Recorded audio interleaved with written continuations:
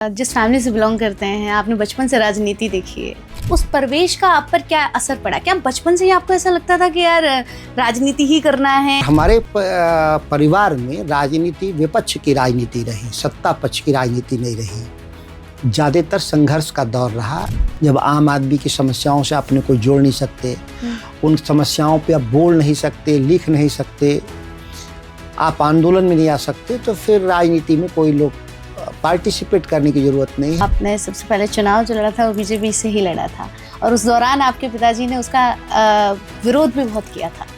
तो वो एक क्या विचारधारा की बात करें हम? लाखों लोग उस बिहार उत्तर प्रदेश से आकर के दिल्ली को बसाने के समय में उनकी जरूरत थी, आज भी जरूरत है। अगर वो नहीं रहेंगे तो दिल्ली की पूरी अर्थव्यवस्था ठप हो जाएगी। आप अपने बोल्ड स्टेटमेंट्स के लिए बहुत ज़्यादा जाने जाते हैं। क्या आपको लगता है कि सच बोलने से पॉलिटिकल पार्टीज में नाराजगी आती है? क्या लोगों को सोच समझ के बोलना चाहिए? अगर आप सही नहीं बोल पा रहे हैं तो राजनीति में नहीं रहना चाहिए। हम बिहार के डेवलपमेंट की बात हमेशा करते हैं, हम हमेशा बात करते हैं बिहार में बहुत तेजस्वी लोग हैं, बट कुछ चीज़ें ऐसी हैं जो अभी भी अंडर डेवलप्ड हैं। हम गरीब राज्य जरूर हैं, तो क्या बिहार के लोगों को ये अधिकार नहीं है कि वो गुणवत्तापूर्ण शिक्षा पाएं? दिल्ली में क्या जरूरत है एम्स का? ये पैसा हमको लगाना चाहिए बिहार जैसे राज्य में, वहाँ एम्स बड़ा बनना चाहिए। आगे आने वाले चुनाव के लिए क्या सोच है, क्या एजेंडाज हैं? नमस्कार साथियों, स्वागत है आपका द नाद टॉक्स में और मैं हूँ सुगंधा। रोज़ हम न्यूज़ चैनल्स में देखते हैं, रोज़ हम अखबारों में पढ़ते हैं, कई राजनीतिक मुद्दों पे बात करते हैं। घर से लेकर गली मोहल्ले से लेकर हर जगह राजनीति की बात हो रही होती है। चुनाव होता है तो कहाँ कितने वोट्स मिले हैं, किस पार्टी से कौन खड़ा है और क्या कौन सी सरकार कैसे काम कर रही है, ऐसे तमाम सवाल हमारे अंदर होते हैं। लेकिन वो सब क्या होते हैं ना कि हमारी गलियों में, हमारे आसपास के लोगों के बीच में ही रह जाते हैं। अब जो डायरेक्ट आपको आंसर दे सकें, उनकी पहुंच तक पहुंच पाना, उन तक पहुंच पाना, ये बड़ा मुश्किल होता है।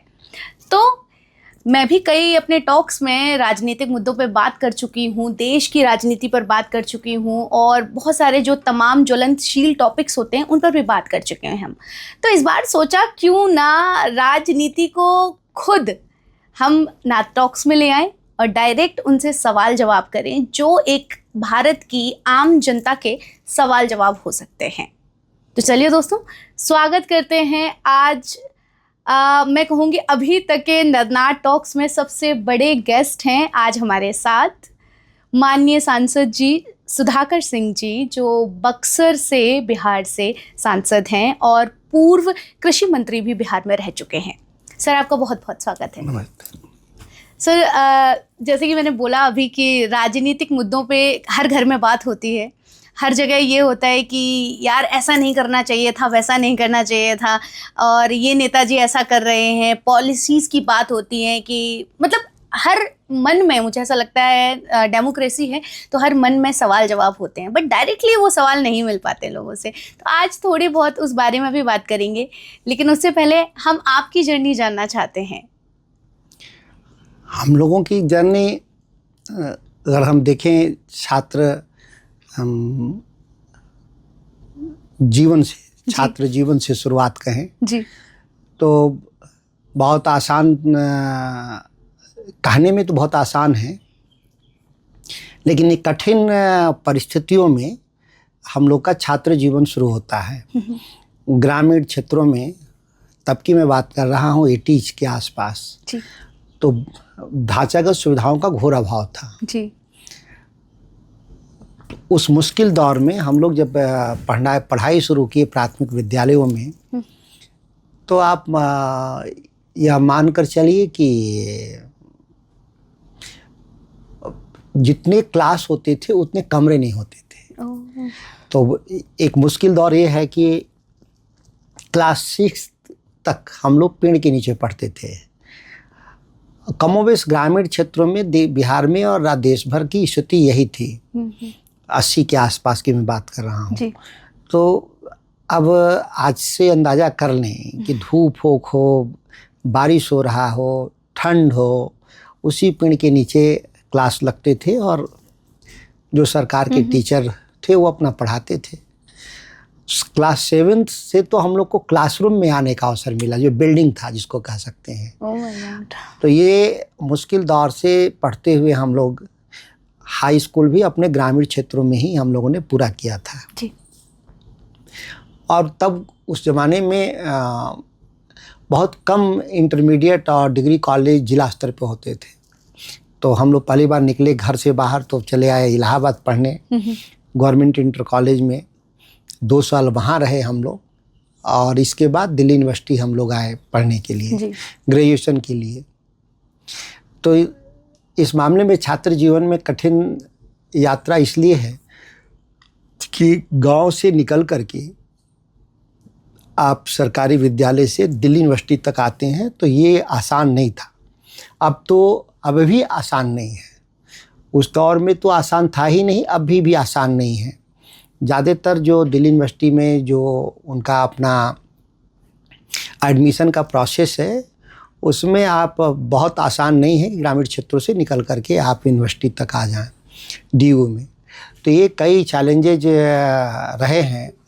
तो उस दौर को अगर हम देखें तो ये हम लोगों के लिए बड़ी उपलब्धि हम लोग मानते हैं कि यहाँ तक हम लोगों को आने का अवसर मिला और खेल भी साथ में। हम लोग राष्ट्रीय स्तर के खिलाड़ी भी थे, एथलीट थे। तो दोनों पढ़ाई और खेल एक साथ बैलेंस करते हुए यहाँ तक आए हम लोग और छात्र राजनीति में भी सक्रिय रहे, छोटे स्तर पे दिल्ली यूनिवर्सिटी में, कॉलेज स्तर पे। जैसे कि आप जिस फैमिली से बिलोंग करते हैं, आपने बचपन से राजनीति देखी है, बहुत बड़े मतलब ऐसे आपके महान पिता थे जो काफ़ी फेमस रहे हैं राजनीति में बिहार में। लेकिन तो वो क्या उसका उस परिवेश का आप पर क्या असर पड़ा? क्या बचपन से ही आपको ऐसा लगता था कि यार राजनीति ही करना है या किस तरीके से जाना? तो ये परिवेश का असर तो बहुत साफ होता है जीवन में किसी के लिए भी जी। आप जिन लोगों के साथ, जिन परिस्थितियों के साथ आप पले और बड़े होते हैं वो आप पे एक जीवन पे गहरा असर डालता है। और हमारे परिवार में राजनीति विपक्ष की राजनीति रही, सत्ता पक्ष की राजनीति नहीं रही।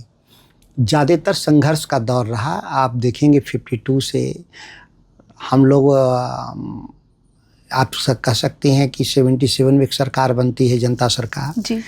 फिर उसके बाद 89 में 90s के आसपास बनती है सरकार, जनता सरकार। तो एक जो मुद्दों के आधार पे जो संघर्ष है और सरकारों के संज्ञान में ले जाना एक बहुत चुनौती होता है। सरकारों को लगता है कि हम सभी ठीक समझते हैं और ठीक से काम कर रहे हैं, उनको समझा पाना बहुत आसान नहीं होता। बहुत तथ्यों के साथ, रिसर्च के साथ और बहुत सारे आंदोलनों के दबाव के परिणाम कुछ निकलते भी हैं और ज़्यादातर नहीं निकलते हैं। तो ये वो परिवेश का असर तो है ही हम लोगों पे कि हम लोगों को अब भी कोई भी इशूज पर अगर है परेशानी तो हम लोग देखते हैं। जैसे आज ही हम आपके पॉडकास्ट के बाद जी जाएंगे उन लोगों से मिलने के लिए जो बिहार उत्तर प्रदेश से आए हुए दिल्ली के नव निर्माण में जिनका बड़ी भूमिका रही। वो आए थे वहाँ श्रमिक के रूप में, मजदूर के रूप में, अप्रवासी के रूप में, और बारिश के मौसम में उनके घर तोड़े जा रहे हैं, बुलडोज किए जा रहे हैं।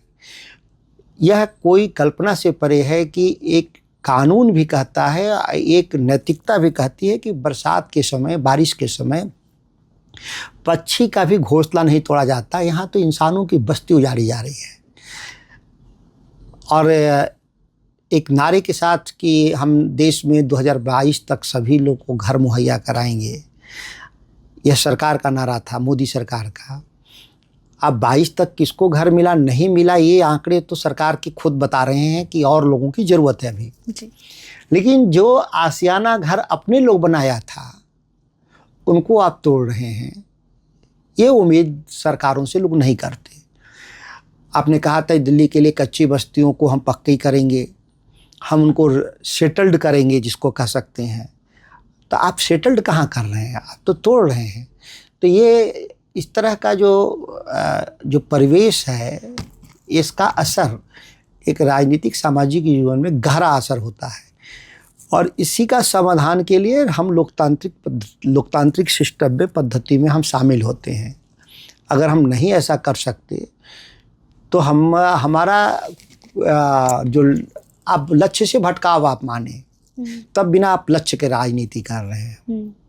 जब आम आदमी की समस्याओं से अपने को जोड़ नहीं सकते, उन समस्याओं पे आप बोल नहीं सकते, लिख नहीं सकते, आप आंदोलन में नहीं आ सकते, तो फिर राजनीति में कोई लोग पार्टिसिपेट करने की ज़रूरत नहीं है। फिर आप दूसरा जो काम कर रहे हैं, नौकरी करें, व्यापार करें, या जो कम कर सकते हैं करें। हालांकि आपने बीजेपी की बात करी, तो जब आपने शुरुआत करी थी राजनीति की, तो आपने सबसे पहले चुनाव जो लड़ा था वो बीजेपी से ही लड़ा था, और उस दौरान आपके पिताजी ने उसका विरोध भी बहुत किया था। तो वो एक क्या विचारधारा की बात करें हम, कि राजनीतिक जो पार्टी है, जब जिस विचारधारा से जिसकी सोच मिल गई, तब उस तरीके से हो गए? देखिए, हम मल्टी पार्टी डेमोक्रेसी में, भारत में सिस्टम में हम रहते हैं जी। अगर हम लोकतंत्र चुनाव की बात करें तो पार्टियों के बिना संभव नहीं है जी। और जो पार्टियां हैं समय के अंतराल में अपनी नीतियों सिद्धांतों में गुणात्मक बदलाव लाती हैं।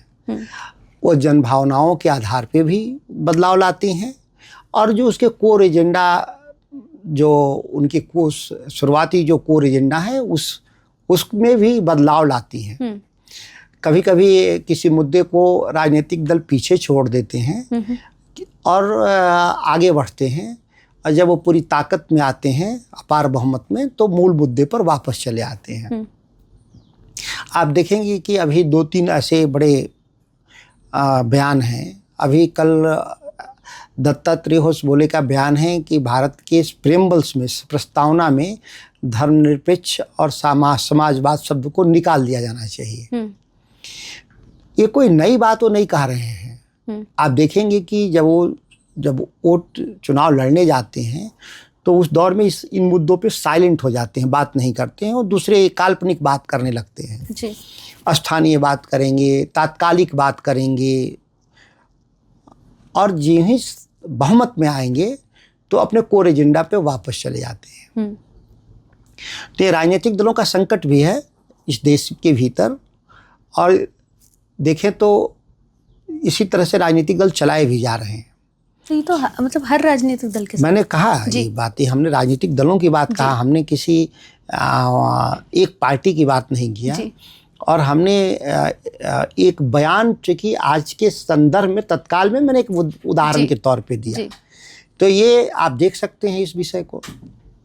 लेकिन जैसे कि मैंने जो सवाल किया कि जब आपके पिताजी ने आपका विरोध किया कि आप उस पार्टी में नहीं जा रहे हैं जिस पार्टी से वो हैं, आरजेडी से वो हैं, और आपने बीजेपी से शुरुआत करी, तो अगर पर्सनल लेवल पे अगर देखा जाए, अगर कोई जानना चाहे कि एक पॉलिटिकल फैमिली में किस तरीके के मतभेद होते हैं और उनको कैसे सुझाव में रखा जाता है, कैसे समझाया जाता है? यह पारिवारिक मतभेद का विषय नहीं है जी। और साफ साफ शब्दों में कहें तो पारिवारिक मतभेद का कोई राजनीतिक अर्थ भी नहीं है। हम जिस दौर की बात कर रहे हैं, तो सत्ता प्रतिष्ठानों से, मैंने शुरुआत में ही आपसे हमने कहा था, एक बहुत ही कोर विषय मैंने बोला था कि ज़्यादातर हम विपक्ष में रहे हैं। ज़्यादातर हम लोग की जो राजनीति है वो विपक्ष में रहा है, मुख्य रूप से लोगों की आवाज़ उठाने की। तो 2010 में केंद्र में बीजेपी नहीं थी जी। उस समय केंद्र की सत्ता में दूसरे लोग थे, कांग्रेस। और हमने कहा ना कि जो राजनीति का लक्ष्य केवल अगर पद तक है, तब तो जो सत्ता में उसके साथ जाना होगा। लेकिन जब लोगों के लिए आप बात कर रहे हैं, संघर्ष के लिए, तो जो उस समय केंद्र की सत्ता में है या राज्य की सत्ता में है, उसका मुखर विरोध का जो प्लेटफॉर्म है, उस राजनीतिक दल के तौर पे मैंने कहा कि हम लोगों ने उसमें काम किया, और उस दौर की तमाम कहानियां जो है देश के जनमानस में है। बिल्कुल। लेकिन सवाल यह है कि जिन मुद्दों की और नीतियों की हमने आलोचना की 10 में, सत्ता पक्ष की जो कमियों को हमने उजागर किया, तो क्या ये भारत के भीतर एक अस्थाई चरित्र है? इसका मतलब जो भी सत्ता में रहेगा उन्हीं मुद्दों को लेकर आगे बढ़ेगा। लगभग एक देश के भीतर ये स्थायी चरित्र बनता जा रहा है, जो आर्थिक और सामाजिक नीतियां हैं, सत्ता में जो भी दल लगभग उसी को वह आगे ले जाने का प्रयास कर रहा था या कर रहा है अभी भी, जिसका हम लोग स्पष्ट रूप से हम लोग बड़ा घोर विरोधी हैं। अब जन दबाव की राजनीति जो है, इसलिए मैंने कहा कि हमारी आपकी नई शिक्षा नीति का सवाल हो, नई अर्थनीति का सवाल हो, विदेश नीति का सवाल हो, ये तमाम ऐसी नीतियां हैं जिसमें एक व्यापक परिवर्तन की आवश्यकता है। और जब तक हम व्यापक परिवर्तन नहीं लाएंगे, तो मैं एक छोटा उदाहरण दिया कि दिल्ली में किस तरह से घरों को ढहा जा रहा है। वो लाखों लोग उस बिहार उत्तर प्रदेश से आकर के दिल्ली को बसाने के समय में उनकी ज़रूरत थी, आज भी ज़रूरत है। अगर वो नहीं रहेंगे तो दिल्ली की पूरी अर्थव्यवस्था ठप हो जाएगी। वो गिग वर्कर के रूप में काम करते हैं, वो ट्रांसपोर्ट में काम करते हैं, वो सर्विस सेक्टर में काम करते हैं, वो सफाई कर्मी के तौर पे हैं। आज उनके साथ अन्याय हो रहा है और आप नहीं खड़ा हो सकते, तो आप फिर राजनीति करने का कोई मतलब नहीं है। हम राजनीतिक दलों की सेवा के लिए नहीं आए हैं, हम देश के नागरिकों की सेवा के लिए आए हैं। वो अगर जहाँ रुकावट है, जहाँ समस्या है, तो वैसी परिस्थितियों में दल कोई मायने नहीं रखता। बिल्कुल। आप अपने बोल्ड स्टेटमेंट्स के लिए बहुत ज़्यादा जाने जाते हैं। स्पेसिफिकली आप जिस सरकार में होते हैं, जिस सरकार में पद में होते हैं, उनके लिए भी आपने, जब आप कृषि मंत्री बने तब आपने वो चीज़ बोली कि चीफ ऑफ थीव्स हूँ मैं, यहाँ चोरों की ये चीज़ें हैं, एंड आपने रेजिग्नेशन की भी बात करी। तो क्या आपको लगता है कि सच बोलने से पॉलिटिकल पार्टीज़ में नाराज़गी आती है? क्या लोगों को सोच समझ के बोलना चाहिए? सोच समझ के बोलने का अर्थ मैंने नहीं समझा। सही बोलना, बिना सोचे समझे कैसे आदमी सही बोल सकता है? एक बात तो आप तय लिख कर लें कि सही बोलना है तो बिना सोचे समझे आप बोल भी नहीं सकते। बिल्कुल। और जब आपने सोच समझ लिया, अगर आप सही नहीं बोल पा रहे हैं तो राजनीति में नहीं रहना चाहिए, फिर राजनीति से विदा हो जाना चाहिए। लेकिन राजनीतिक पार्टियां नाराज हो जाती हैं सत्य बोलने से। राजनीतिक पार्टियां तो नाराज होंगी, राजनीतिक पार्टियां नाराज हो या ना हो, लेकिन चंद उसके नेता तो नाराज होंगे ही होंगे। क्या आपको उसका डर नहीं लगता है? डर? सामाजिक राजनीतिक जीवन में आने के बाद भी डर लगता हो तो फिर नहीं आना चाहिए। सच बता रहे हैं जी। हम तो महात्मा गांधी के पद चिन्हों पे चलने वाले लोग हैं। कहाँ डर लगता था गांधी को, जब उस सत्ता प्रतिष्ठान से लड़ रहे थे जिसका सूरज कभी अस्त नहीं होता था। दुनिया में इतना बड़ा साम्राज्य था जिसके पास अपार संसाधन थे, लोग थे, हथियार थे, फिर भी गांधी एक लाठी और एक धोती पहनकर निकले। तो चुनौती दिया उन्होंने, और चुनौती नहीं दिया 1945 से 1955 के बीच में 10 सालों में उसका साम्राज्य ढह गया था अंग्रेजों का। सच के साथ थे, इसीलिए वो कामयाब हुए। हम लोग भी ये मानते हैं कि अगर गांधी का 100वां हिस्सा भी हम अपने जीवन में, तो ये राष्ट्र के लिए बड़ा काम होगा, मेरे लिए नहीं। मेरे लिए बहुत कुछ हो गया। मैं दिल्ली यूनिवर्सिटी से ग्रेजुएट हूँ, एथलीट रहा हूँ, इससे ज़्यादा क्या चाहिए? ये तो काफ़ी है अपने आप में। हम जो बाकी जो पद है हमको मिला है वो राष्ट्र के सेवा के लिए मिला है, लोगों की सेवा के लिए मिला है, दूसरे किसी काम के लिए नहीं। सत्ता भोगने का नहीं है, सत्ता बदलाव के लिए है। बदलाव नहीं हो पा रहा है तो सत्ता का कोई अर्थ नहीं। बिल्कुल। जैसे कि अभी आपने बात करी कि दत्तात्रेय जी ने बोला है कि भारत के प्रियम्बल, संविधान के प्रियम्बल से धर्मनिरपेक्ष वर्ड हटा देना चाहिए। बहुत टाइम से, कुछ सालों से हिंदू राष्ट्र की मांग बहुत उठ रही है। क्या ये इससे रिलेटेड है और क्या ये मांग सही है? कुछ समाज के कुछ धड़े के द्वारा यह मांग जीवित रहा है, लेकिन देश का संविधान से ऊपर कोई नहीं है। और कहा गया है कि सबसे जो गाइडिंग फोर्स है, एग्जीक्यूटिव, लेजिस्लेटर और सुप्रीम कोर्ट या न्यायपालिका, जी ये सभी के लिए संविधान ही गाइड करता है। बिल्कुल। संविधान किसी एक धर्म के वर्चस्व को लेकर के बहुत साफ है कि हम सर्वधर्म में विश्वास रखेगा, राष्ट्र के रूप में, राज्य के रूप में। और धर्म व्यक्तिगत आस्थाओं का सवाल है, उस पर हस्तक्षेप राज्य नहीं करेगा। जो जिस धर्म का हो पालन करेगा, उसमें राज्य न हिस्सा लेगा और न हस्तक्षेप करेगा। लेकिन राष्ट्र का धर्म संविधान है, राष्ट्र का धर्म कोई धर्म नहीं है। धर्म मतलब प्रैक्टिसेज नहीं है राष्ट्र का। राष्ट्र का प्रैक्टिसेज जो है वो संविधान ही धर्म है। तो इसकी कोई गुंजाइश नहीं है। जो लोग ऐसे लोग बात करते हैं वो राष्ट्र विरोधी लोग हैं, वो संविधान विरोधी लोग हैं।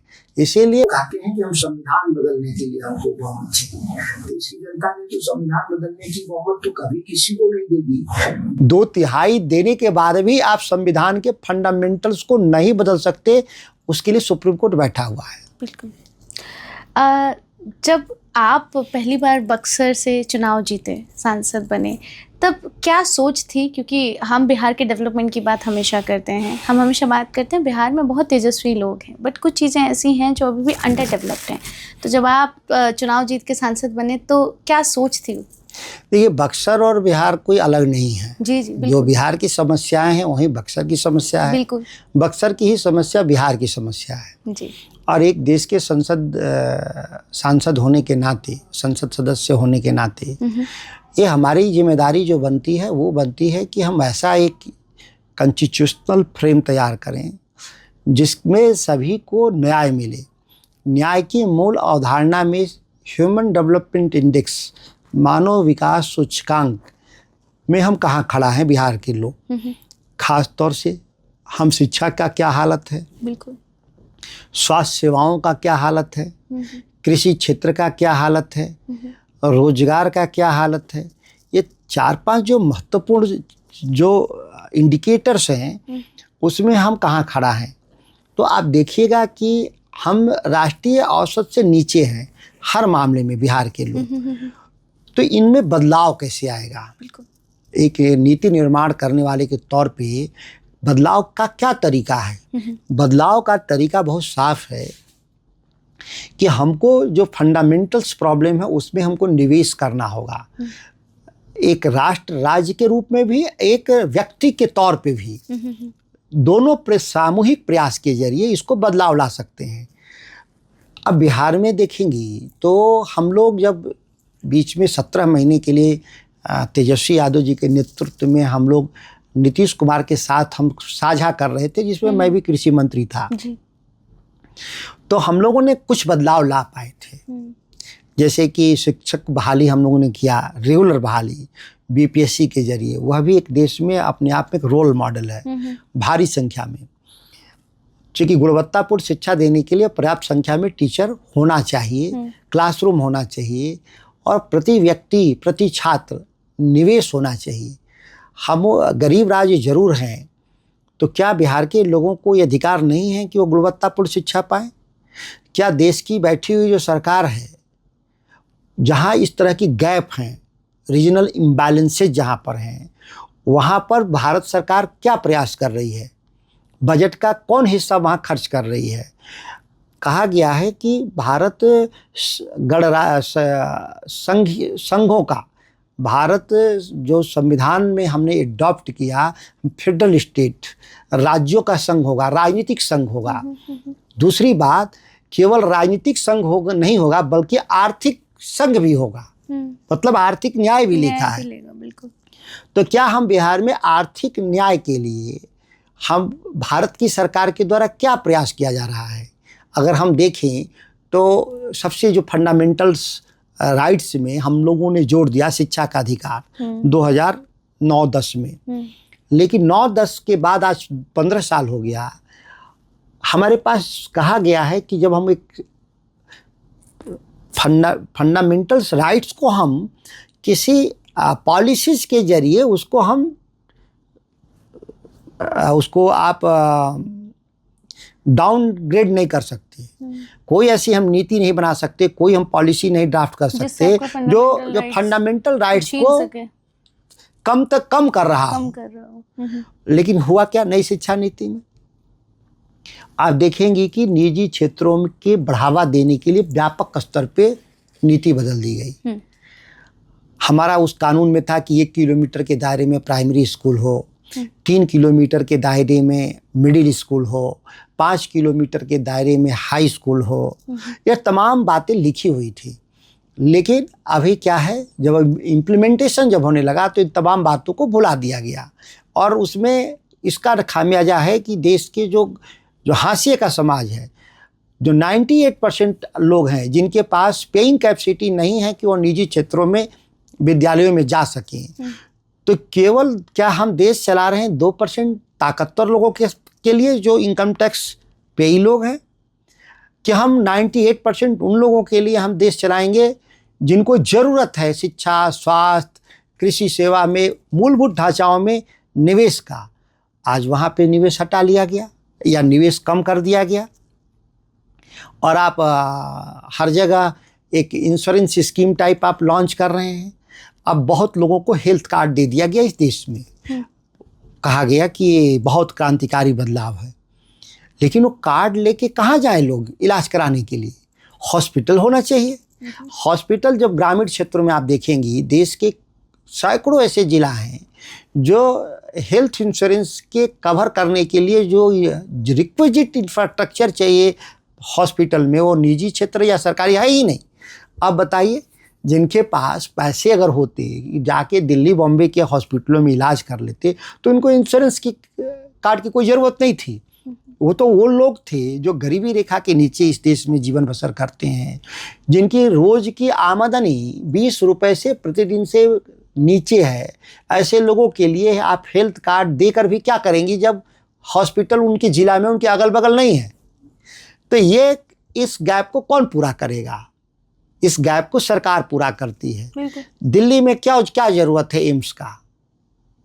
मेरे पॉलिसी मेकिंग में देखें तो यहाँ इंश्योरेंस कवर्ड लोग हैं, CGHS मोस्टली, या फिर ESI जो गरीब लोग हैं उनके लिए। तो यहाँ पे प्राइवेट हॉस्पिटल भी रहेंगे तो कामयाब हम हेल्थ सेक्टर में 80% 90% कवर लोग हैं हो जाएंगे। ये पैसा हमको लगाना चाहिए बिहार जैसे राज्य में। वहाँ एम्स बड़ा बनना चाहिए। क्यों बनना चाहिए? वहाँ नहीं होने के एम्स में हर साल 10 लाख लोग दिल्ली एम्स में आते हैं इलाज के लिए, जबकि अभी RML Ram Manohar Lohia hospital, Safdarjung hospital, अन्य हॉस्पिटलों की संख्या मेरे पास रिकॉर्ड में नहीं है, लेकिन एम्स में 10 लाख हर साल बिहार के लोग आते हैं। एक पूरा शहर 10 लाख का होता है, उठ के हर साल इलाज के लिए आता है। और हमारे जैसे पॉलिसी मेकर ज़्यादातर दिन में आप देखेंगे तो मेरे ऑफिस में एक आदमी दिन भर बैठ के टिकट कंफर्म कराता है रेलवे का कि वो सो करके आ जाए, उनको बर्थ अलॉट हो जाए। नहीं तो ज़्यादातर वो लोग बीमार लोगों को बर्थ भी नहीं मिलता, ट्रेन में रिजर्वेशन नहीं मिलता, वो ट्रेन में जानवरों जैसा ठूस कर आते हैं। और फिर इसके बाद अब जब आते हैं तो उनके पास इतने कम पैसे होते हैं कि आप एम्स और RML के पास जाइएगा तो फुटपाथ पे सैकड़ों नहीं हजारों लोग अपने इलाज की बारी के लिए इंतज़ार कर रहे होते हैं, और वो ठंड में, बारिश में, उसी मौसम में भीग रहे होते हैं। उसका इलाज, उसका जो रोग है जो उसकी, वो और बढ़ जाता है इलाज के अभाव में समय पर। तो ये हमारे जो चैलेंजेज है सोसाइटी के रूप में, सोसाइटी में, उसी को हमको पार्लियामेंट्री सिस्टम के जरिए इम्प्रूव करने के लिए हम बने हैं। अब इसमें मेरा डिसेंट वॉइस कहिए या डिफरेंस वॉइस कहिए, वो हम लगाएंगे ही लगाएंगे। वो ये नहीं है मुझे रोक सकता कि हम कौन राजनीतिक दल के तौर पे हम बैठे हुए हैं और हमारी ही सरकार गिर जाएगी हमारे बयान से। ये हम इसके लिए नहीं बने हैं। क्योंकि आपको रिबेल टैग भी दिया गया है। रिबेल क्या है? आम आदमी की बात करना रिबेल कैसे होगा? अगर हम आम आदमी की बात कर रहे हैं तो इसमें रिबेल कैसे होगा? जनरली क्या होता है कि एक थॉट प्रोसेस है पॉलिटिशियंस को लेकर के, चूँकि आप बहुत अपनी बात सामने रखते हैं, चाहे कुछ भी हो सत्य से रखते हैं, रिबेलियन थॉट प्रोसेस से जाते हैं। जनरली पॉलिटिशियंस का एक थॉट प्रोसेस होता है कि ये तो अपनी सरकार बचाने के चक्कर में, अपनी कुर्सी बचाने के चक्कर में ये काम कर रहे हैं। कोई जन्म से कुर्सी नहीं लेकर आता, और मैंने बहुत कम लोग को मैं बहुत कम ऐसे लोग को जानता हूँ जो इस दुनिया से कुर्सी के साथ विदा हुए हो। मैंने कुर्सी पर ही रहते विदा हो गया। ऐसा भी हुआ हो, एक दो लोग होंगे, ऐसा नहीं है, लेकिन एक्सेप्शन एग्जाम्पल नहीं होता। बिल्कुल। अगर ऐसा कोई कुर्सी पर रहते ही सर चला गया तो एक्सेप्शन केस है, और उसको हम एग्जाम्पल के रूप में कभी कोट नहीं कर सकते। हम लोग मानते हैं कि डेटाज में 90% जो होता है वही, उसी को हम कोट कर सकते हैं एग्जाम्पल के तौर पर। That's true. तो जन्म से ही कोई कुर्सी पर नहीं पैदा होता, और अपनी मृत्यु कुर्सी पर हो ऐसी कामना बहुतों को होंगी, लेकिन ऐसा संभव होता नहीं। तो इसीलिए कोई फर्क नहीं पड़ता कि कुर्सी आएगी, कुर्सी रहेगी, कुर्सी चली जाएगी। इस चिंता में अगर हैं तो फिर मैं मानता हूं कि गांधी के आप रास्ते नहीं हैं, ना लोग स्वस्थ लोकतंत्र के रास्ते हैं। आप एक राजतंत्र जैसी व्यवस्था में आप विश्वास रखते हैं, अगर ऐसा उम्मीद करते हैं तो आप राजतंत्र जैसी कोई व्यवस्था में आप आस्था रखते हैं, तो फिर भारत में संकट तो ही है राजनीति का। अगर लोग कहते हैं कि भारत की राजनीति में संकट क्या है, तो मेरे इसी बयान से समझा जा सकता है। बिल्कुल। तो चूंकि अब ये सवाल कई सालों से चला आ रहा है, सालों दर सालों से चला आ रहा है कि अनएम्प्लॉयमेंट बहुत है, एजुकेशन सिस्टम प्रॉपर नहीं हो पा रहा है। देश के कुछ राज्य केवल ऐसे हैं जो तरक्की कर रहे हैं, या जो मैं कहूँगी तरक्की भी नहीं कर रहे हैं, जो इक्विवेलेंट चल रहे हैं दुनिया में, अगर कदम से कदम लाकर चल रहे हैं। तो इसको कितना टाइम लगेगा, कितना और वक्त लगेगा एक बैलेंस होने में? देखिए, एक वो लोग हैं देश में 98% जो न्यूनतम जरूरतों के लिए संघर्ष कर रहे हैं, और 2% हैं जो चांद पे जाना चाहते हैं। जी। सवाल ये है कि सत्ता की प्राथमिकता क्या होनी चाहिए, लोकतंत्र में प्राथमिकता क्या होना चाहिए। प्राथमिकता के लिए लोकतंत्र में 2% लोगों के लिए, चूँकि वो लोग खाए अघाए लोग हैं, उनके पास बहुत ताकत है, वो अपनी व्यवस्था करें चांद पे जाने के लिए। उसमें राज्य को योगदान नहीं करना चाहिए, स्टेट एक्सचेकर का उसमें कंसोलिडेटेड फंड का कोई योगदान नहीं होना चाहिए। वो जाए जहाँ जहाँ उनको मर्जी है जाए, क्योंकि उनके पास है, पैसे हैं। लेकिन दुखद क्या है कि भारत जैसे गरीब देश में, गरीब इसलिए मैंने कहा कि ये सरकारी आंकड़ों को छोड़ दें, तो इस देश में 70-80% लोगों की न्यूनतम जरूरतें पूरा करने के लिए पर्याप्त पैसे नहीं है। न्यूनतम की बात कर रहे हैं। अब उनकी व्यवस्था में के लिए अगर थोड़ा सा हम हेल्प कर देंगे सरकार के तौर पे, तो बुनियादी जो सवाल उनके हैं शिक्षा का, स्वास्थ्य का, मेरे शिक्षा पर ही लाते हैं। आप थोड़ा पढ़ लेते हैं तो यूरोप चले जाते हैं, नौकरी मिल जाती है, अच्छी नौकरियां मिल जाती हैं। मध्य एशिया में भी आप चले जाते हैं, नौकरी मिल जाती है। अब थोड़ी अच्छी पढ़ाई के लिए सरकार को प्रयास कर देने में क्या नुकसान है कि लाखों करोड़ों लोग सर्विस सेक्टर में दुनिया में जा करके अपना वो वर्चस्व स्थापित कर सके। आप केरल एग्जाम्पल है, केरल के पास कल्टीवेटेड लैंड की भारी कमी है, ज़्यादातर पहाड़ और जंगल हैं उनके पास, और उनके पास क्रॉप पैटर्न में भी बहुत लिमिटेड है, नारियल हैं, कुछ मसाले हैं, मतलब रोज जीवन यापन के लिए पर्याप्त नहीं है। तो उन लोगों ने, केरल की सरकार ने, उनके पॉलिसी मेकरों ने, पक्ष और विपक्ष दोनों की मैं बात कर रहा हूँ, उन लोगों ने एजुकेशन और हेल्थ में ह्यूज इन्वेस्टमेंट किया। और आज कहाँ है केरल? अगर हम बेंचमार्क देखें न्यूनतम मजदूरी, तो वहाँ 900 रुपये है न्यूनतम मजदूरी। जो सबसे डेवलप स्टेट गुजरात, महाराष्ट्र हैं, वहाँ भी न्यूनतम मजदूरी 500 से ज़्यादा नहीं है। तो मतलब डबल है उनका एक तरह से देखें। और बिहार तो खैर, बिहार से तो 4 गुना, बिहार तो 250 के आसपास न्यूनतम मजदूरी है। तो उन्होंने बदलाव लाया, 900 रुपये रोज न्यूनतम अगर कहीं किसी राज्य में मिलता हो, करीब 27,000 रुपये होते हैं मंथली, तो एक सम्मानजनक हम मानते हैं। लेकिन बिहार में 250 रुपया न्यूनतम मजदूरी है अभी भी। क्यों है भाई? उस राज्य की आमदनी कमज़ोर पड़ी हुई है। क्यों आमदनी कमज़ोर हुआ? क्योंकि उसने हेल्थ और एजुकेशन में निवेश नहीं किया बिहार सरकार ने। और जब तक इसमें हम इन्वेस्टमेंट नहीं बढ़ाएंगे, ह्यूमन रिसोर्स डेवलप नहीं होगा, तब तक हम कंट्रीब्यूट नहीं कर सकते डेवलपमेंट में। किस तरह से आप कंट्रीब्यूट करिएगा? एक मजदूर के रूप में।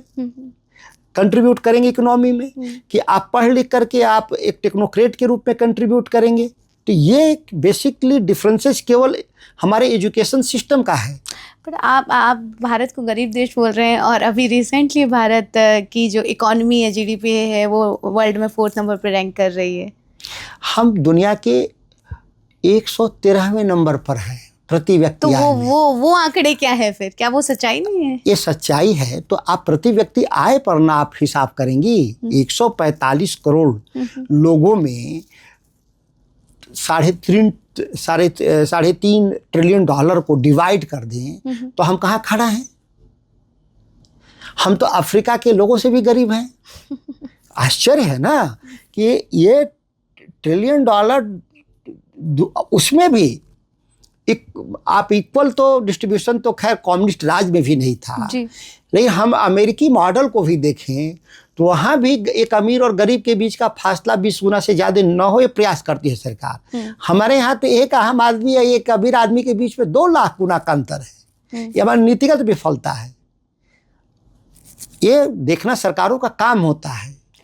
अनएम्प्लॉयमेंट इस लेवल पे है कि आप जहाँ भी देखें इंजीनियर्स घूम रहे हैं, डिग्री लेके घूम रहे हैं, और सबसे बड़ा एक एक्चुअली मुझे समझ में नहीं आता कि सबको सरकारी नौकरी करनी है। अब वो सरकारी नौकरी चाहे प्यून की भी क्यों ना हो। तो एक ही मैंने रिसेंट अभी केस देखा है कि लड़का मास्टर्स करके बैठा हुआ है, पीएचडी की पढ़ाई कर रहा है, लेकिन प्यून की जॉब कर रहा है क्योंकि सरकारी नौकरी चाहिए, बट स्टिल नॉट सेटिस्फाइड, क्योंकि अभी दैट इज सोशल स्टेटस के हिसाब से अगर देखा जाए तो वो नहीं है उस लेवल पे। देखिए यह समस्या ये हमारी वर्तमान आर्थिक नीतियों में छुपा हुआ है, जिसको आप मानते हैं कि ये हाईली क्वालिफाइड लोग हैं और सरकार की ही नौकरी में जाना चाहते हैं। क्यों? इसलिए कि वहाँ पे सरकार की नौकरियों में सोशल सिक्योरिटी है जी। अब दुनिया में अगर उदाहरण के तौर पे देखें तो दुनिया के जो डेवलप स्टेट हैं उनकी सोशल सिक्योरिटी उन लोगों के लिए भी उतना ही प्रभावी है जो बेरोजगार हैं। नौकरी के बाद छोड़ दीजिए, प्राइवेट सेक्टर के जॉब को छोड़ दीजिए, सरकार के सेक्टर की जॉब को छोड़ दीजिए, मतलब उनको जो प्राइमरी जो नीड्स है वो बेसिकली सभी के लिए उपलब्ध है। समान शिक्षा, समान स्वास्थ्य व्यवस्था, समान परिवहन व्यवस्था, तो यह जीवन के मूलभूत हमारे चीज़ें हैं। यूरोप की बात कर रहा हूँ मैं, अमेरिका की बात कर रहा हूँ, तो यहाँ पे सभी लोगों को उपलब्ध है न्यूनतम दर पर। तो इसलिए उसके लिए कोई फर्क नहीं पड़ता वहाँ के लोग अमेरिकन्स को, यूरोपियंस को, क्यों सरकार में नौकरी कर रहा है। वो निजी क्षेत्र में भी कर रहा है तो उतनी सुविधा उसको उपलब्ध है। यहाँ तक कि वो खदानों में भी काम कर रहा है, खेतों में भी काम कर रहा है तो उसको उतनी सुविधा मिलती है। तो इसीलिए ये कन्फ्लिक्ट्स नहीं दिखाई देगा। भारत के भीतर क्या है कि सरकारी नौकरी जो सरकार में लोग काम या सरकार के साथ लोग काम कर रहे हैं वो विशेषाधिकार संपन्न लोग हैं, उनके लिए तमाम वो सुविधाएं उपलब्ध हैं जो न्यूनतम चाहिए। लेकिन जो सरकारी सिस्टम के बाहर है उनके लिए वो न्यूनतम सुविधाएं नहीं हासिल है। ये फंडामेंटल प्रॉब्लम पॉलिसी का है। हम उसको ठीक कर देंगे तो ये जिस बात की आप चर्चा कर रही थी स्वतः से खत्म हो जाएगा। क्यों हम सरकार की नौकरी में जाना चाहते हैं?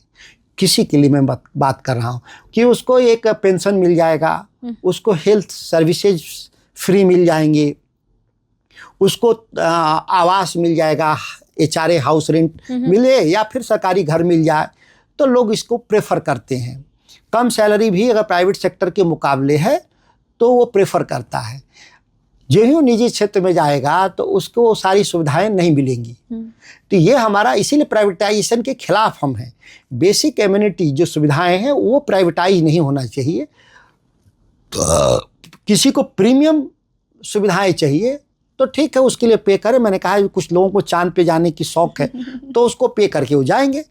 लेकिन जिसको अगर हॉस्पिटल जाना है तो भारत में निजी क्षेत्र में काम करने वालों के लिए हॉस्पिटल जाना चांद पे जाने के बराबर है। इसीलिए वो प्रिविलेज नौकरी मांग रहे हैं कि हमारा उस प्रिविलेज क्लास में हम भी शामिल हो जाए।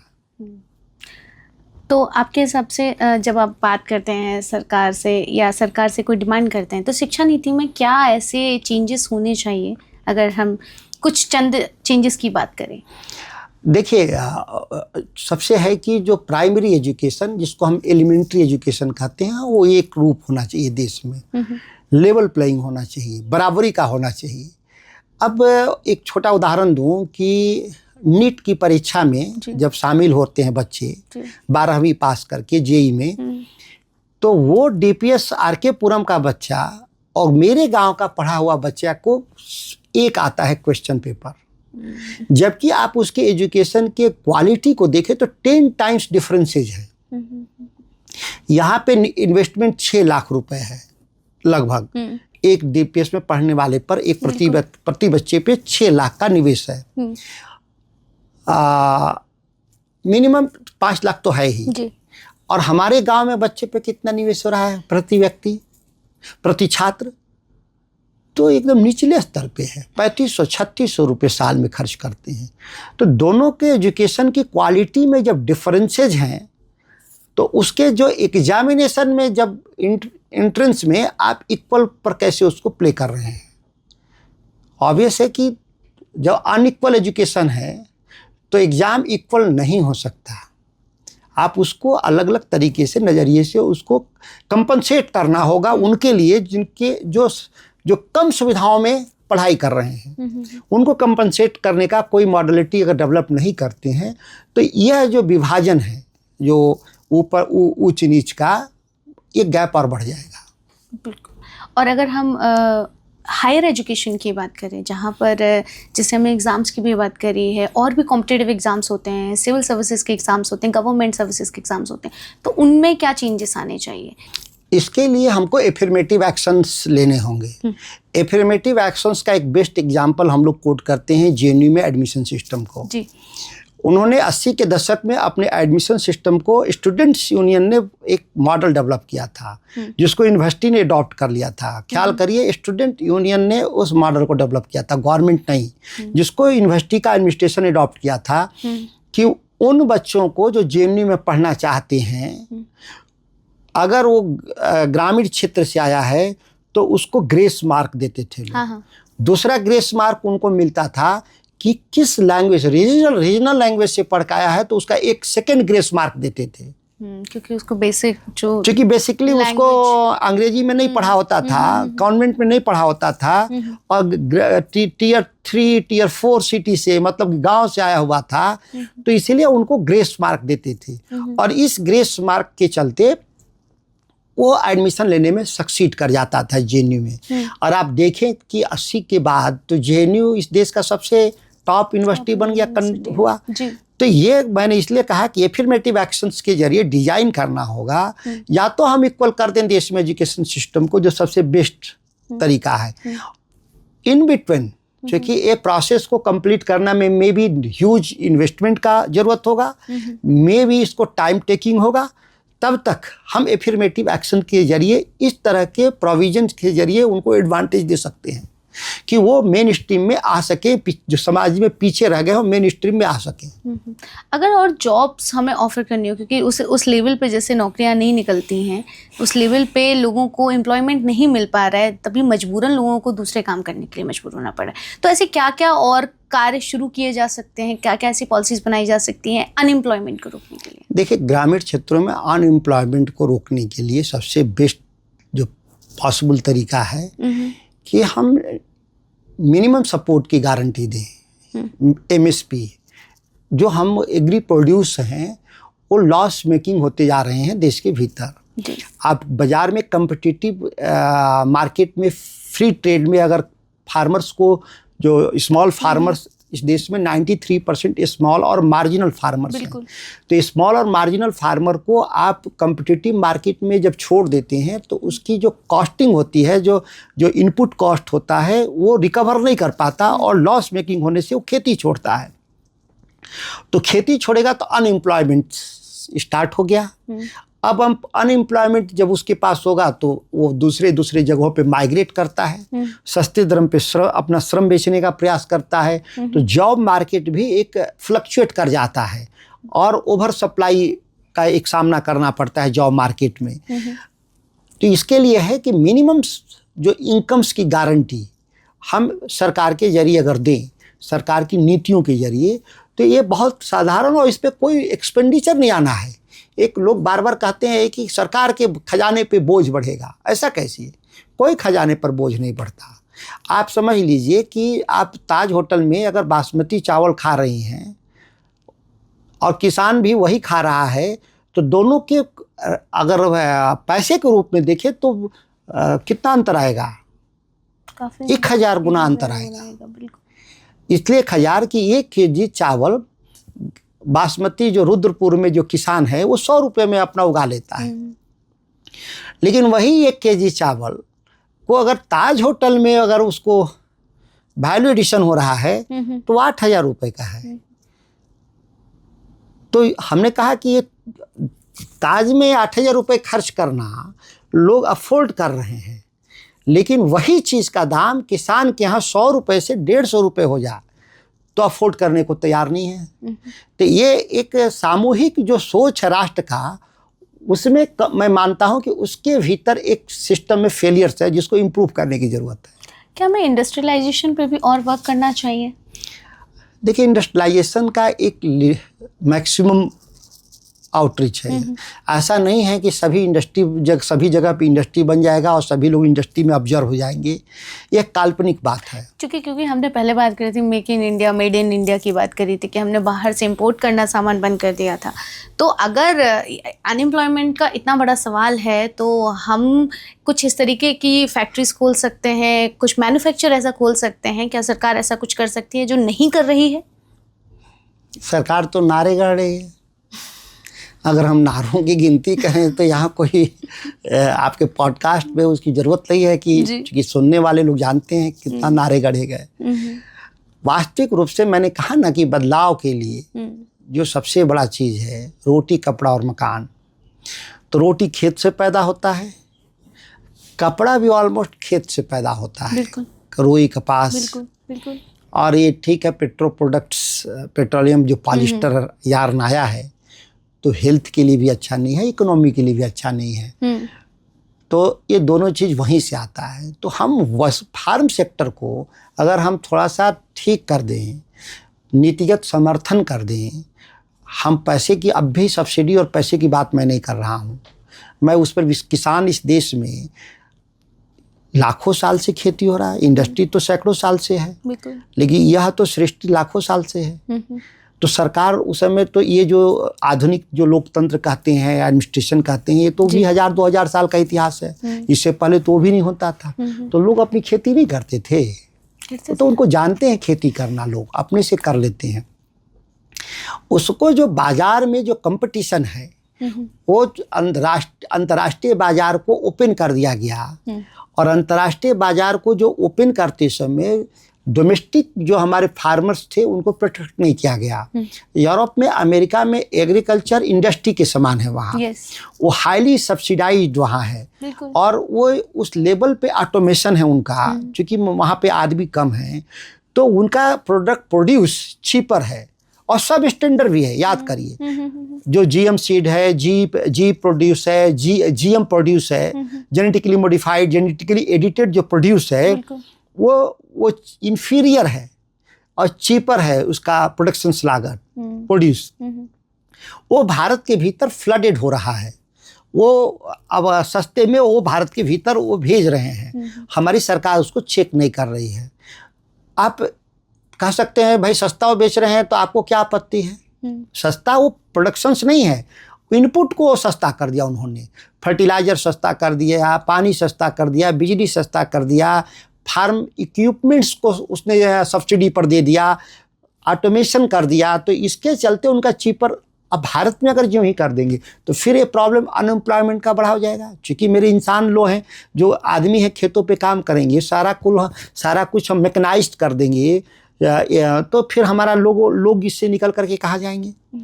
तो हमको ह्यूमन इंटरवेंशंस के साथ अपनी खेती को बढ़त हासिल करना होगा और पॉलिसी के स्तर पे सपोर्ट करना होगा कि भारत के भीतर कोई जी और जीएम प्रोड्यूस इंपोर्ट नहीं होगा, उसको इलीगल घोषित कर दिया जाए। तो भी हमारा खुद का अपना बहुत बड़ा बाजार है भारत के भीतर, और हमारे जितने एग्री प्रोड्यूस हैं वो कंज्यूम भी हो जाएंगे, उसको एक अच्छा रेट भी मिल जाएगा।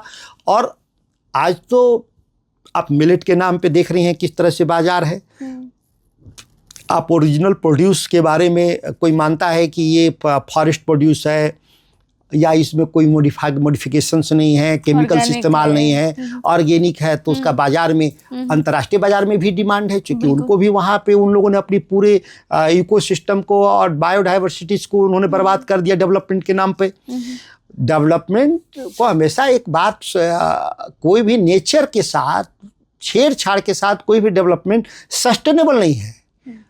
थोड़े दिन के लिए लगेगा कि चीज़ आगे गया, लेकिन फिर बाद में उसका साइड इफेक्ट दिखने लगता है। तो जिस तरीके से उन लोगों ने चीज़ों को अपना डिस्ट्रॉय किया है अमेरिकन्स और यूरोपियंस ने, जो अनरिपेयरेबल है उसको रिपेयर करना इतना आसान नहीं है। जैसे कि कोई भी एग्जांपल के लिए, अगर कोई फसल है बीटी कॉटन, ये भारत में 2002 में लाया गया, एक जीएम प्रोड्यूस था बीटी कॉटन, क्योंकि नॉन फूड आइटम था, तो एक्सपेरिमेंटल बेसिस पे गवर्नमेंट परमिशन दे दिया, जो देना नहीं चाहिए था। अब वो परमिशन देते ही हमारा उत्पादन घट गया, उत्पादकता घट गया, आमदनी घट गया, और इस देश में व्यापक पैमाने पर जो किसानों की मौत की खबरें आती हैं, आत्महत्या की, वो कॉटन बेल्ट से खबरें आती हैं। और वहाँ पर कैंसर स्पेशल जैसी ट्रेनें चलती हैं, हाई टाइम यूज से, पेस्टिसाइड्स के हाई टाइम यूज के चलते। तो ये तो एक गलती से हम लोगों ने सबक लिया इस देश के भीतर कि नहीं, ऐसा नहीं करना चाहिए था। और हमारे पास जो देसी सीड थे, देसी बीज था, वो ख़त्म हो गया। अब हमारे सरकार के सामने, चूँकि मैं एग्रीकल्चर की स्टैंडिंग कमेटी में हूँ, तो रोज़ ये हम लोग राय कर रहे हैं कि आखिर ये इसका रिप्लेसमेंट क्या है, क्योंकि सीड तो है नहीं, और सीड का सेल्फ लाइफ नहीं होता। अगले साल अगर उसको उपजाएंगे नहीं तो उसका ख़त्म हो जाता है। तो हमने तो 20-25 सालों से सीड को कहीं प्रिजर्व करके नहीं रखा, जो हमारा जो देसी सीड था। अब वापस हम जाएं उस मॉडल में, रिवर्स तरीके से रिवर्स करना भी आसान नहीं हो गया। तो इसलिए एक सबक है पॉलिसी मेकरों के लिए, भविष्य के लिए, कि कोई भी हड़बड़ी नहीं करना चाहिए जिसमें हम रिवर्स ना हो सके, माने वापस ना जा सकें। इस तरह का जो ट्रैप है, यूरोपियन ट्रैप्स है, अमेरिकन ट्रैप है, वो ट्रैप से बचना होगा। बिल्कुल। और ये बड़ा मतलब ऐसे कष्ट होता है ये सोच के कि बिहार एक ऐसी भूमि है जहाँ पे तक्षशिला जैसे सबसे बड़ा विश्वविद्यालय, दुनिया का सबसे बड़ा ज्ञान का सागर विश्वविद्यालय वहाँ पर था, और आज वहाँ पर स्थिति ऐसी सिचुएशन होती है। क्योंकि हम एज ए देश बात कर रहे हैं, तो वास्तविकता में हम पता नहीं कितने सालों से डेवलपिंग कंट्री हैं, हम कभी डेवलप्ड हो भी पाएंगे अगर ये सिचुएशन रही तो? अगर हम जिन नीतियों पे चल रहे हैं तो हम यही रहेंगे, जहाँ नॉलेज सेंटर को डिस्ट्रॉय किया जा रहा हो, जहाँ हमारे सेंट्रल यूनिवर्सिटियों को आतंकवादियों का अड्डा कहा जा रहा हो, नक्सलियों का अड्डा कहा जा रहा हो, जहाँ उनको अर्बन स्टूडेंट्स और प्रोफेसर को अर्बन नक्सली कहा जा रहा हो, तो हम इससे भी बदतर स्थिति में जाएंगे। देखिए, कहीं भी बदलाव तो नॉलेज से होगा, ज्ञान से होगा। और हमारे जो नॉलेज सेंटर हैं, जो सेंट्रल यूनिवर्सिटी हमारा, जिनका आप पहले जो जिक्र कर रही हैं, अब वो तो नहीं है, उस स्तर का भी तो सोचना ही, अभी हम लोग मानते हैं कि एक यूटोपिया है, काल्पनिक बात है। लेकिन जो हमारे पास थे, Delhi university, JNU, AMU, Jamia Millia, जो भी उस्मानिया, कलकत्ता यूनिवर्सिटी, जो भी हैं, यादवपुर यूनिवर्सिटी, आज उन्हीं की हालत ख़राब कर दिए गए। नए बने नहीं, पुराने को भी धीरे धीरे ख़त्म किया जा रहा है। तो हम इसे और बदतर स्थिति में जाने के लिए सजग ही कर सकते हैं आपके पॉडकास्ट के जरिए। मैं इससे ये कहूँ कि हम आगे जाने वाले हैं नहीं, जो हम काम कर रहे हैं इससे हम और सैकड़ों साल पीछे चले जाएंगे, आगे नहीं जाएंगे। आगे आने वाले चुनाव के लिए क्या सोच है, क्या एजेंडाज हैं, क्या करने वाले हैं बिहार में? देखिए, बिहार को बदलने के लिए व्यापक तौर पे राष्ट्रीय जनता दल तैयारी किया है, और आज़ादी के मूल्यों और देश के संविधान के प्रस्तावना कि भारत केवल राजनीतिक संघ ही नहीं होगा बल्कि आर्थिक संघ भी होगा। तो राष्ट्रीय जनता दल उसी एजेंडे के साथ, सामाजिक न्याय के साथ आर्थिक न्याय, मतलब उन कमजोर और हाशिए पर रह रहे समाज की आर्थिक स्वावलंबन के लिए जितने भी मल्टी डायमेंशनल अप्रोच के साथ हम आगे बढ़ेंगे। जितनी सरकारी नौकरियां खाली हैं उसको हम भरेंगे, जो देश में अब कहीं नहीं हो रहा है। सारी सीटों को सरेंडर किया जा रहा है, आउटसोर्स के जरिए सस्ती नौकरी दी जा रही है। हम उस नीति को रोक देंगे, बदल देंगे। बिहार में किसानों के लिए मंडी कानून खत्म हो गया था 2006 में, जो मोदी जी की सरकार 2020 में लागू की। हम उसको वापस मंडी कानून को बिहार में लाएंगे कि किसानों की आमदनी हमारी बढ़े। इन प्रयासों के जरिए हमारा पलायन रुकेगा। एजुकेशन सिस्टम को इम्प्रूव करने के लिए हम 5 लाख जो शिक्षकों की जो बहाली किए हैं उसको हम लोग टाइम फ्रेम के जरिए वो रिजल्ट ओरिएंटेड हो, इसके लिए भी हम लोग एक नीति लाएंगे कि 80% टीचर और स्टूडेंट क्लासरूम में डिजिटली मॉनिटर्ड, मतलब कि कोई भी इसमें लैप्सेज ना हो, हम उसको ठीक करेंगे। अब तो एकदम बिहार में फर्जी डिग्री दी जा रही है। 3 साल की डिग्री 5 साल में मिलती है, बिना क्लासरूम गए डिग्री मिलती है। उस डिग्री का चूँकि वो नॉलेज है ही नहीं है, डिग्री तो मिल गया तो उसका इस्तेमाल नहीं हो रहा है। तो ये चीज़ों को बदलेंगे हम बिहार में। इन चीज़ों को बदल करके बिहार को अगले 10 सालों में बदल देंगे हम लोग। और इंफ्रास्ट्रक्चर में हेल्थ, एजुकेशन, एग्रीकल्चर के सेक्टर में ह्यूज इन्वेस्टमेंट बढ़ाएंगे और गैर ज़रूरी खर्चों को रोक देंगे। गैर ज़रूरी खर्चे कैसे? गैर ज़रूरी खर्चे हैं जैसे कि आप देखेंगे कि जहाँ एक पुल की ज़रूरत है वहाँ 3 पुल बनाए जा रहे हैं। जहाँ हमको पटना में अब भूमिगत 2 म्यूजियम को जोड़ने के लिए एक गुफा तैयार किया जा रहा है 300 करोड़ रुपए में। क्या ज़रूरत है? 300 करोड़ में तो एक मेडिकल कॉलेज बन जाएगा जिससे इलाज होगा। अब एक म्यूजियम से दूसरे म्यूजियम में भूमिगत गुफा के जरिए जाने का क्या उचित है? पाथवे जिसको जो कहिए, अंडर वे जो भी कहिए, तो ये सबवे कहिए, तो ये सब गैर जरूरी खर्चे हैं। आप देखेंगे तो पटना में सरकारी ऑफिसों के लिए 5 गुना ज़्यादा कंस्ट्रक्शन हो गया, स्टाफ घट गए। न्यू इकोनॉमिक रिजिम में तो आप बिल्डिंग्स पर बिल्डिंग बनाए जा रहे हैं हजारों करोड़ के पटना में। तो ये सब गैर जरूरी जो खर्चे हैं उनको रोक दिया जाएगा और वास्तविक रूप से जहाँ ज़रूरत है वहाँ पे पैसे खर्च होंगे। चलिए, बहुत बहुत धन्यवाद सर आपका। काफ़ी सारे मुद्दों पर हमने बात करी और काफ़ी सारी क्लैरिटीज़ हमारे पॉडकास्ट के जरिए लोगों को मिलेंगी कि आखिर पॉलिसी मेकिंग में क्या क्या चेंजेस होने चाहिए, एजुकेशन पॉलिसी में स्पेसिफिकली क्या चेंजेस होने चाहिए। जो सबसे बड़ी मुझे ऐसा लगता है कि ज़रूरत है हमारे देश की, बिहार की और हर उस स्टेट की जहाँ पर लोग शिक्षा के अभाव में, जो सर ने बोला कि न्यूनतम जो मिनिमम से मिनिमम ज़रूरत है उस अभाव में लोग रह रहे हैं। तो आपने बहुत क्लैरिटी से उन सारी बातों को, उन सारी डिमांड्स को क्लियर तरीके से रखा है इस माध्यम से। एंड आपके समय का बहुत बहुत धन्यवाद। Thank you so much. Thank you so much all of you and keep watching us. And इसी तरीके से हम और मुद्दों पर बात करेंगे और पॉलिटिकल पॉइंट ऑफ व्यू को लेकर आएंगे डिफरेंट पार्टीज़ की। जैसे सर ने बात करी है कि सत्य ही बोलना चाहिए, चाहे कोई भी पार्टी से आप संबंधित हों, चाहे किसी भी बात से हो। और सर ने बोला है कि हम गांधीवादी हैं और अगर हम सत्य नहीं बोलेंगे तो हम राजनेता कैसे हैं। सो बहुत बहुत धन्यवाद सर आपका and thank you so much. Keep watching us, keep loving us.